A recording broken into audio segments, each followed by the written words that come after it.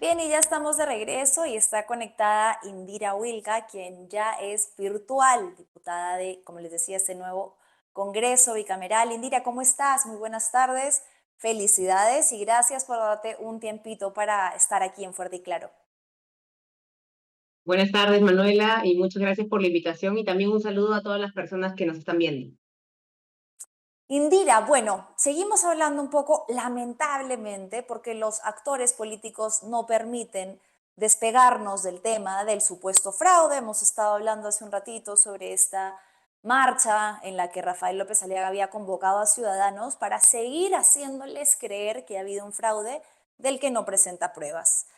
Hace algunas horas tú pusiste un tweet en tus redes sociales en el que, bueno, incidías, ¿no? En que no estamos hablando de ningún fraude, pero me llamó la atención algo de esto que pusiste, que decías que este debía ser un llamado de izquierdas y derechas, independientemente de la postura política.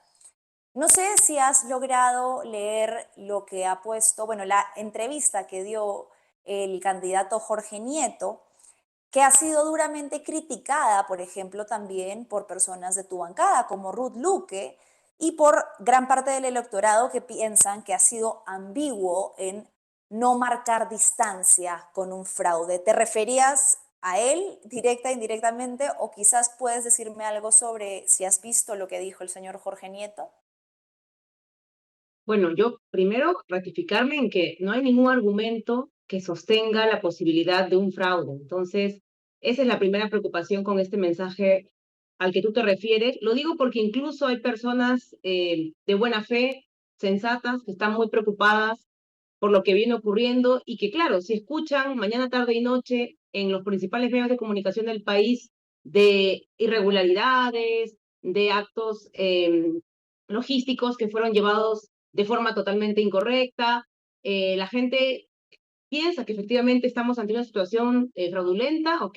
Y un fraude tiene mucho de diferente con lo que estamos viviendo hoy, ¿no? Un fraude es una situación sistemática en la que tanto desde el poder como desde las instituciones electorales, pues se confabulan para intentar torcer la voluntad de los ciudadanos, ¿no? Y eso no es lo que estamos viendo hoy. No hay nadie que haya podido sustentar con un ejemplo, con algún caso, que los votos están contando mal, por ejemplo, o que la gente ha Sí. sido impedida de votar libremente o algún otro hecho sistemático, ¿no? Que lleve a una situación fraudulenta. Entonces, ese es un primer punto. Lo segundo es que, ¿por qué se está instalando esta idea del fraude, no? No es porque tenemos una ciudadanía que de pronto ha empezado a discutir esta cuestión, ¿no? Es porque tenemos desde el día domingo, yo diría incluso desde el día anterior, a un personaje como el señor López Aliaga, que ha venido repitiendo que si él pierde, va a haber fraude.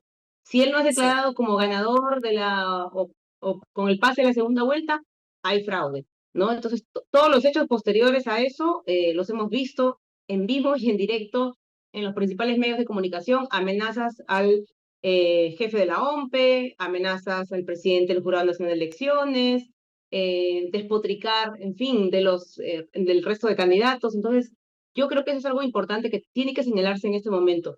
Y sí, con este comentario yo lo que aludía es que algo que ya hemos mencionado, lo he mencionado yo, pero también lo ha mencionado gente de otra nación como Alfonso López Chau, y es que en este momento lo que hace falta es, sí creo, una posibilidad de coincidencia entre los diferentes grupos, partidos políticos, actores de los sectores democráticos, pronunciándose con claridad frente a lo que estamos. Yo tengo muchos cuestionamientos a lo que ha pasado el día domingo, no solamente al desempeño de la OMPE, pero incluso yéndome más atrás a cómo ha sido diseñado este proceso electoral. Desde hace meses veníamos advirtiendo que esta no iba a ser una elección normal, que íbamos muchos con la cancha inclinada porque teníamos un Congreso que ha cambiado las leyes electorales a su favor, que ha hecho esta elección mucho más confusa para los ciudadanos, que tú tengas una elección en la que los miembros de mesa, o sea, las personas que tienen que garantizar que el proceso se lleve de manera adecuada, tengan que estar casi 24 horas contando votos y participando en el proceso de escrutinio, es absurdo. Por supuesto que va a haber seguramente errores involuntarios y actos de hierro, pero eso no significa que haya un fraude, ¿no? Y significa que has estado ante un proceso electoral diseñado a la medida de quienes hoy día están justamente levantando esta idea de fraude porque no han sido favorecidos plenamente por el voto de los ciudadanos como lo esperaban.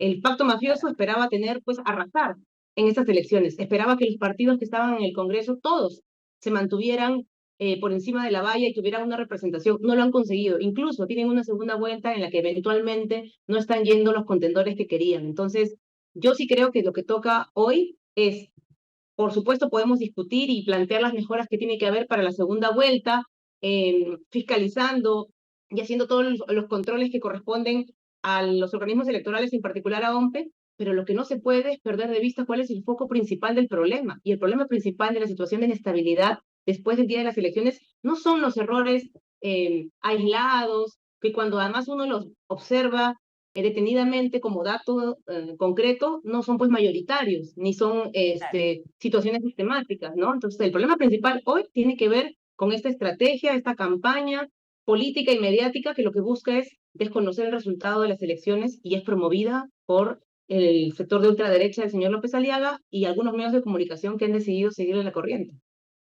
Claro, creo que incluso la ambigüedad podría ser mal percibida porque si el señor Jorge Nieto dice que podría estar a favor de que hayan elecciones complementarias en Lima, esto podría percibirse como una injusticia, por ejemplo, para las personas en las regiones, ¿no? ¿Por qué exclusivamente en Lima? ¿Por qué se intenta forzar algo cuando ya todos acudimos a votar en una fecha determinada, ¿no? Quizás esa ambigüedad en este momento no es la más responsable, porque incluso personas cercanas a Rafael López Aliaga le están aplaudiendo el haber tenido esta postura. A mí, en la voz de un político experimentado, no me parece responsable sumarse a la idea tan a la ligera de elecciones complementarias o nulidad de elecciones, ¿no? Lo digo con mucho respeto, por supuesto, por una persona que considero que es parte del sector democrático, que no es parte de mi organización, con la que tenemos muchas diferencias seguramente, no lo conozco de manera directa, pero creo que hablar de algo tan delicado como nuevas elecciones, como nulidad de elecciones, porque hoy día de esto se está hablando pues como si estuviéramos hablando de hacer un trámite en el banco, ¿no? Es como que sacar un Sí, trámite cualquier cosa. simple y de lo que estamos hablando es de una de las pocas cosas que todavía en nuestro país nos sirve para decir que somos en algo, ¿no? Un país democrático, ¿no? Ya si las elecciones ni siquiera son algo que podemos respetar y defender como ciudadanos y como políticos, creo que pues estamos llevando a el Perú a la degradación total, ¿no? Entonces creo que hay que ser muy claros con eso. Yo por eso planteo que ese es un punto en el que debería haber coincidencias en todos los actores políticos y sociales que hoy día defienden la democracia, ¿no? Es la institucionalidad de este proceso electoral. No es verdad que la legitimidad de este proceso ha sido destruida por la OMPE. Ha habido muchos errores, por supuesto, inaceptables que tendrán que ser investigados y para los funcionarios públicos existen mecanismos de sanción, de investigación, pero no en este momento. Y no se puede desconocer que la legitimidad de este proceso para muchas personas tiene que ver con lo que ha hecho más bien el Congreso de la República, llevándonos a votar por una bicameralidad o llevándonos a elegir entre más de 30 partidos. Para mucha gente este proceso tenía fallas de legitimidad por esa razón y porque estamos en un contexto de permanente autoritarismo, de un parlamento que no ha tenido ningún tipo de contrapesos en general en los últimos años para cambiar las leyes a su antojo, incluyendo las leyes electorales. Entonces, si queremos hablar de falta de legitimidad, hablemos completo de la falta de legitimidad de este proceso y cómo algunas medidas que se hablan de manera superficial no van a contribuir a resolver esa falta de legitimidad. La legitimidad se tiene que construir a partir justamente del encuentro en la diferencia de diferentes actores respecto a lo que hoy debe ser un asunto primordial, que es la defensa del derecho al voto de los ciudadanos, de todos, ¿no? No solamente de los que vivimos en Lima, ¿no? ¿Qué le Sí. decimos a los ciudadanos que han sufragado en el resto del país? Hay algunas regiones en las cuales se ha pedido la nulidad. Yo esperaría que los candidatos en general y los partidos políticos en general también se pronuncien sobre eso, que ningún voto de ninguna región, por más que se encuentre en las zonas rurales del país, pueda ser simplemente objeto de nulidad porque a un candidato no le gustó perder en ella, ¿no? Eso ya dice bastante del tipo de lenguaje que se está usando en este proceso electoral. Quería profundizar contigo, Indira, este componente que reaparece y que no es nuevo, pero es un fantasma que emerge muy claro con tintes de racismo, clasismo, discriminación en este cuestionamiento hacia el voto rural, ¿no? ¿Qué crees que eso nos quiere decir de lo que seguimos siendo como sociedad y de un mensaje que Lima parece no haber entendido, ¿no? ¿Por qué es que volvemos a caer en ese recurso una y otra vez? Mira, es muy lamentable. Hay que primero poner la responsabilidad nuevamente en los políticos, en quienes eh, pensando que esta va a ser una estrategia para poder generar algún tipo de resultado a su favor, López Aliaga, por ejemplo, pero antes lo hizo Keiko Fujimori, como no le resultaron o no fue favorable el resultado de las elecciones para ella y ahora para él, entonces la primera estrategia es vamos a impugnar votos donde Mm, digamos, el candidato opositor o contrincante de ellos ha tenido más votación. Y resulta que el lugar donde ha tenido más votación suelen ser las zonas rurales del país, las provincias o las regiones del sur del país, o en este caso Cajamarca. Pero ¿cuál es el problema de eso? Alguien podría discutir, bueno, sí, efectivamente se trata de un asunto simplemente de votos, pero o coincidencia que no se les mueve ni un pelo en intentar desconocer el voto de ciudadanos de zonas rurales, racializados, de las zonas más pobres del país, porque el entendimiento que tienen es, claro, ¿quién va a hacer la voz por ellos? ¿No? No es lo mismo que se intente anular una elección en una provincia rural del Perú que hacerlo en Lima o hacerlo en otras zonas de votantes en el extranjero. Entonces, yo creo que sí hay una responsabilidad respecto a estas prácticas racistas, pero creo que la primera responsabilidad que hay que señalar en toda esta ofensiva tiene que ver con los políticos que están usando este tipo de recursos y cómo sí, están nuevamente levantando argumentos racistas detrás de supuestas disputas políticas, ¿no? Porque luego dicen, no, pero de lo que se trata es simplemente de discutir la posibilidad de que haya no, ocurrido algún tipo de irregularidad en estas zonas donde han tenido más votos, no sé, los partidos Juntos por el Perú u otros, pero en realidad uno puede ver claramente que no les interesa, no hay ninguna preocupación ni tienen ningún tipo de pudor en todo caso de justamente intentar ese tipo de maniobras que a mí me parece ya el hecho de que alguien pida un recurso de nulidad por cuestiones tan vagas como la firma fuera del cuadradito en el acta un electoral de parte de los recuadro. miembros de mesa o de un personero, pero ese es el nivel de absurdo, ¿no? Ese es el nivel de absurdo con el que se pretende llevar a cabo este tipo de iniciativas que muy probablemente queden en saco roto, ¿no? Ya creo que hay algunas actos que han ido resolviéndose bajo una lógica pues de sensatez, pero lo que se instala como mensaje es igual de peligroso, ¿no? Lo que se instala finalmente es esta idea de que hay ciudadanos de primera y de segunda a quienes se les respeta el voto, hay quienes pueden contratar eh, abogados, ¿no? Sí, Caros en Lima y pueden facilitar este tipo de recursos de nulidad como si pues fuera simplemente hacer un trámite, ¿no? Entonces creo que ese es el tenemos. asunto preocupante que vuelve a emerger en este proceso electoral y frente al cual yo también creo que deberíamos tener una posición clara, ¿no? No puede haber esta concepción de ciudadanos de primera y de segunda respecto al voto de los peruanos en un momento tan difícil, ¿no? Como el que está atravesando nuestro país en este momento. Indira, tenemos para ti una pregunta de la audiencia, me dicen desde el switcher. A ver, chicas, para que Indira la pueda leer. Dice, Indira, ¿crees que como dice Mesías Guevara y Marisol Pérez Tello, que es el momento de unirse en un partido slash frente, participarías de esa alianza, de esa unión, perdón? Mira, esa es una propuesta que, más que la del partido, ¿no? Porque los partidos tienen su propia legalidad, su propia organicidad, pero lo que sí hemos planteado muchos es que en este momento se requiere un espacio de frente, de articulación, no le pongamos nombre necesariamente, pero es un espacio de diálogo de los diferentes actores políticos de centro, de derecha, de izquierda, en su pluralidad, para, por ejemplo, coincidir en estos temas. Yo esperaría que sí, que haya puntos de coincidencia en cosas muy concretas. No estoy hablando de unificar partidos, ni mucho menos porque esas son cuestiones que tienen que ver con otro tipo de dinámicas, pero sí que nos lleven a coincidir en posicionamientos claros sobre temas como este, ¿no? La defensa del derecho al voto, la defensa de la institucionalidad electoral que en ese momento está siendo atropellada, más que por los errores de la OMPE, atropellada por gente como el señor López Aliaga, por los medios de comunicación que tiene a su disposición. Ese sería un punto de coincidencia para un espacio de diálogo, de frente, como quieras llamarle, que en este momento es urgente, porque la gente necesita referentes, necesita saber que no son los que tienen hoy día el poder en los medios o en el Parlamento los únicos capaces de imponerse, ¿no? Que hay realmente contrapesos, que es lo que ha hecho falta en todos estos meses. Entonces yo te diría que esa es, por supuesto, una idea que hemos acogido, lo hemos dicho también desde el día siguiente de las elecciones y además con mayor responsabilidad las fuerzas políticas que probablemente tengamos una representación en el Parlamento. Estamos doblemente obligados a desde ya sentarnos a conversar, a dialogar, como digo, no para hacer alianzas electorales ni partidarias, sino para ponernos de acuerdo en cosas mínimas que hay que defender Sí. de cara a un momento en el que todavía no está ni siquiera garantizado pues el respeto de algo tan básico como una elección.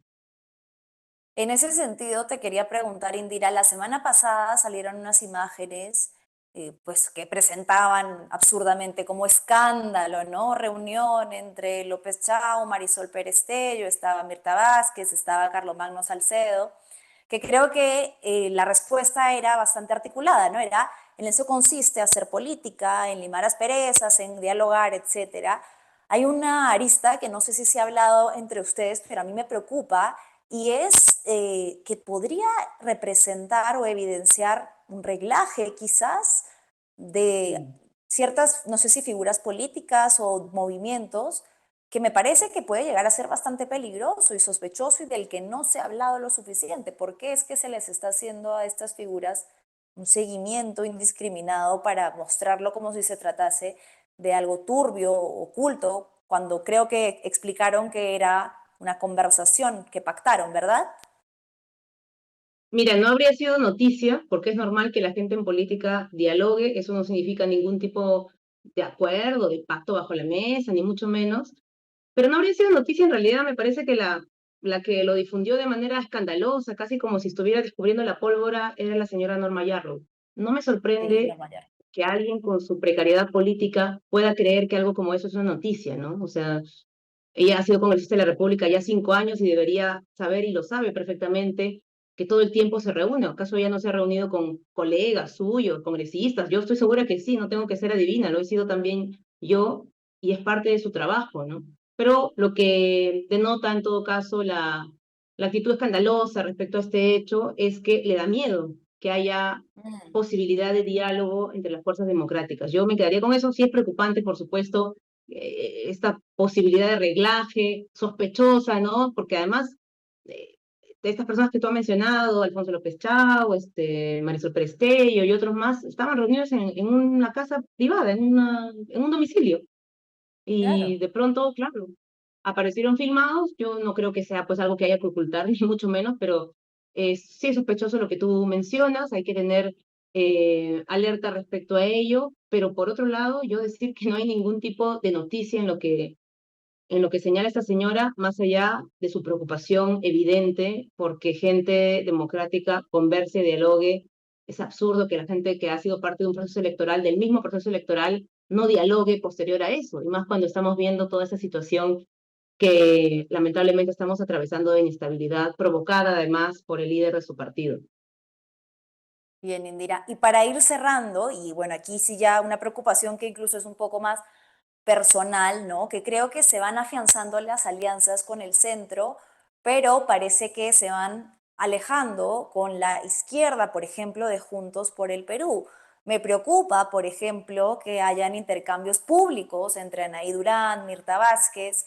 Mi pregunta, ya que tú no estás directamente involucrada en este, es si crees que haya posibilidad de que se sienten a conversar de lo que creo que ambos partidos quieren en este momento, que es la protección de la democracia y llegar a acuerdos. ¿Cómo ves esa cercanía con Juntos por el Perú, sobre todo con miras a los curules que van a compartir dentro de un Congreso en el que van a tener que hacer alianzas para ser oposición?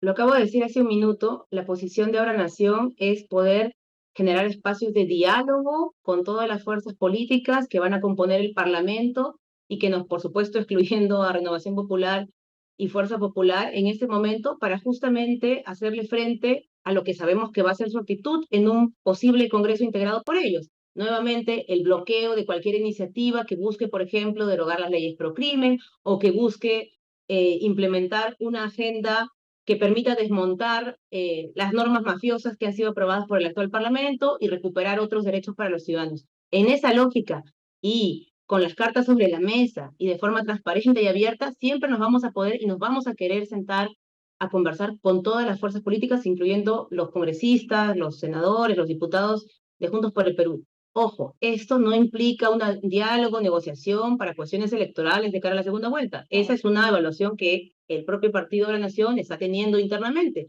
Pero en lo que compete a los diálogos de cara a quienes van a ser representantes en un parlamento al que yo creo que por ahora podemos decir el pacto mafioso no ha logrado imponer una mayoría total. Por supuesto, estamos obligados a conversar y encontrar esos puntos de coincidencia, así que sí, y yo creo que sí han habido, y no tengo yo esos detalles pues precisos, pero sí han habido intentos de diálogo con los otros partidos políticos que compondrían el Parlamento, así que simplemente no ha habido sobre esto, pues de repente un tuit escandaloso de alguien como la señora Yarro, pero sí hay esa voluntad de poder generar esos espacios de comunicación.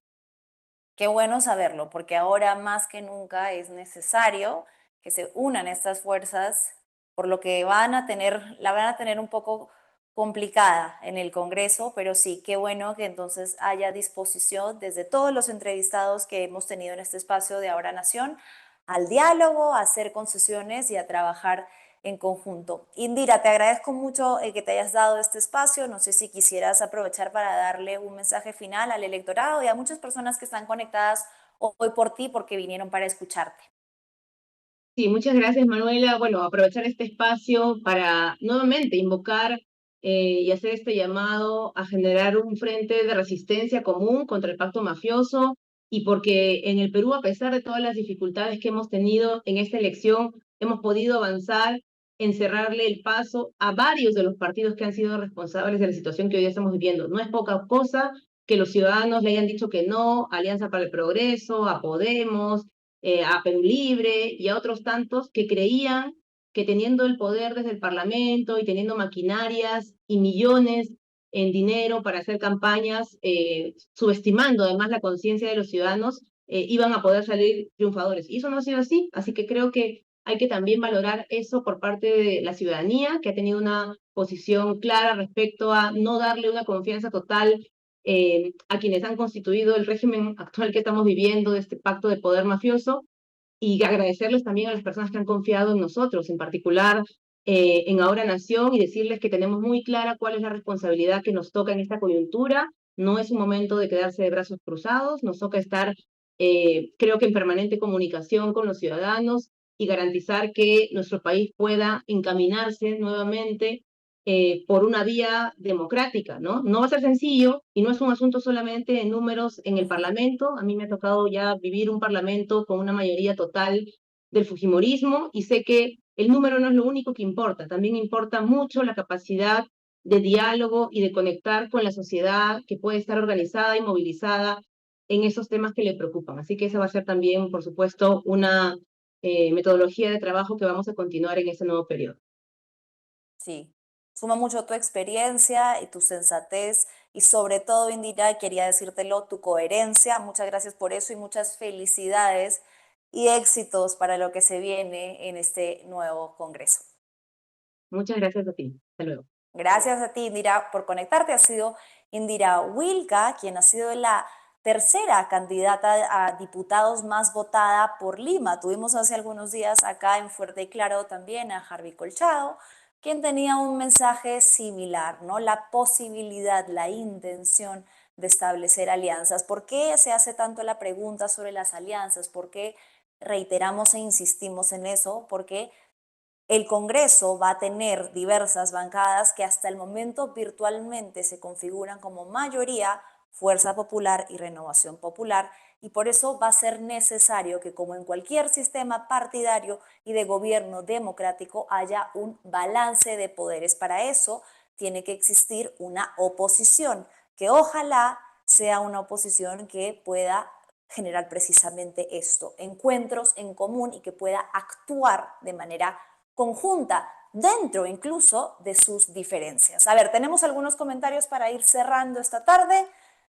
Nos dice Ruth, el fraude empezó cuando se tumbaron las PASO, así es, quien lo hizo el Congreso, cuando promovieron a muchos candidatos y cuando crearon las cédulas sábanas para confundir a la ciudadanía. De acuerdo contigo, querida Ruth. Jorge nos dice, ¿qué poder tiene Rafael López Aliaga para desafiar a los miembros del jurado, la Fiscalía y la Policía Nacional para decir el fraude si no ha sido probado con actas? Bueno, ya lo hemos visto en los videos que les hemos mostrado, que son fragmentos del discurso que dio Rafael López Aliaga, en el que emplaza, él ordena, él señala al fiscal de la nación que intervenga, a la policía que intervenga, cuando ni siquiera es a una autoridad, imagínese usted si lo fuera. Roger dice, una pena que la OMP haya puesto en bandeja a estos ultraderechistas la narrativa del fraude. Así es, Roger, coincidimos contigo. Bueno, agradecemos mucho entonces, ya se nos ha ido el tiempo, pero Ángel Páez y a Indira Wilca, quienes nos han acompañado esta tarde, recordemos que ya se ha hecho una estimación de aproximadamente en cuánto se van a tener los resultados electorales. Todavía hay actas que están siendo enviadas a los jurados electorales especiales y eso va a tardar. Tiene un proceso, por lo que es bastante probable, y lo digo de manera anticipada, que no tengamos los resultados esta semana aún. Mis chicas, ¿me pueden poner en grande para saber a cuánto está el porcentaje, por favor? Estamos, bueno, está un poco estancado desde incluso el programa del viernes. Seguimos al 93% de las actas procesadas y no se ha movido demasiado el tablero. La diferencia sigue siendo pequeña entre Roberto Sánchez y Rafael López Aliaga. Hay que esperar a ese porcentaje que, como les digo, va a ser determinado por jurados electorales especiales y que ya se están revelando los motivos por los que algunas actas han sido impugnadas. En algunos casos, francamente, llama mucho la atención los sustanciales, los errores mínimos si quieren encontrar en actas perfectamente válidas, en otras que por supuesto van a tener o bien que ser subsanadas o bien que ser invalidadas. Todo esto es un proceso que, recuerde, no se deje engañar, no se deje confundir. Usted puede ver, al que usted puede acceder porque se hace de manera pública. Bueno, con esto continuaremos el día de mañana. Esto ha sido todo por hoy. Gracias por acompañarnos en Fuerte y Claro. No se olviden de darle like, comentar y compartir el programa y nos reencontramos mañana a las 3. Chau, chau.